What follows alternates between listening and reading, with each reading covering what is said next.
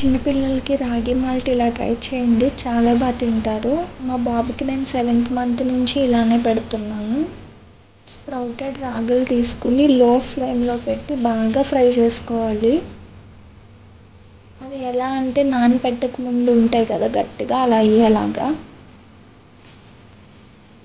తర్వాత సగ్గుబియ్యం, ఓట్స్, కాజు, బాదం, walnuts, sunflower seeds, pumpkin seeds, dry dates, వీటిని కూడా 1 by 1 ఫ్రై చేసుకోవాలి.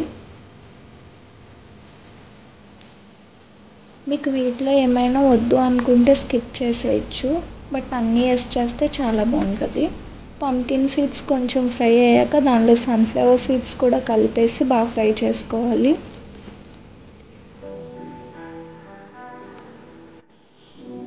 రెండు బాగా ఫ్రై అయ్యాక పక్కకు తీసేసుకొని కాజు, బాదం, వాల్నట్ ఇవి ఒక 50% ఫ్రై అయ్యాక వీటిలో సగ్గుబియ్యం కలుపుకొని రెండు బాగా ఫ్రై చేసుకోవాలి.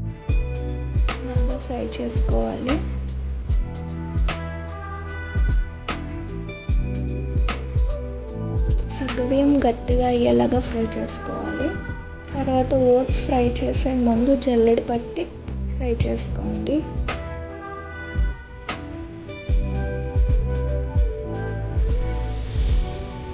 ఇవి లో ఫ్లేమ్లో ఒక 8 minutes అలా ఫ్రై చేస్తే ఇవి కూడా ఫ్రై అయిపోతాయి.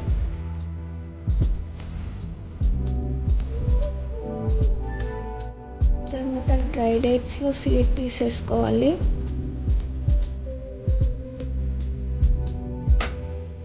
ఫ్రై అయిపోయిన ఓట్స్ని పక్కకు తీసేసుకొని సీడ్ తీసేసిన డ్రై డేట్స్ని ఒక 5 minutes లో ఫ్లేమ్లో ఫ్రై చేసుకోవాలి. ఎండగా ఉంటే ఎండలో పెట్టుకోండి.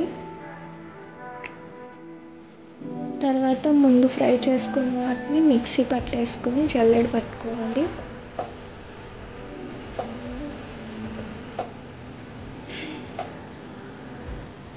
తర్వాత ఫ్రై చేసిన డ్రై డేట్స్ని మిక్సీ పట్టుకుని జల్లెడ పట్టకుండా దానిలో డైరెక్ట్గా మిక్స్ చేసేయాలి.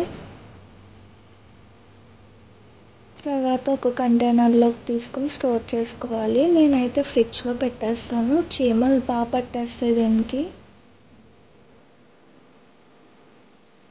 తర్వాత మా బేబీకి కుకింగ్ అయితే ఇలా చేస్తాను. ఒక 2 స్పూన్స్ పౌడర్ తీసుకుని దానిలో కొన్ని వాటర్ మిక్స్ చేసుకుని మీ బేబీ కన్సిస్టెన్సీ బట్టి ఒక 5 minutes కలుపుతూ ఉంటే అయిపోతుంది.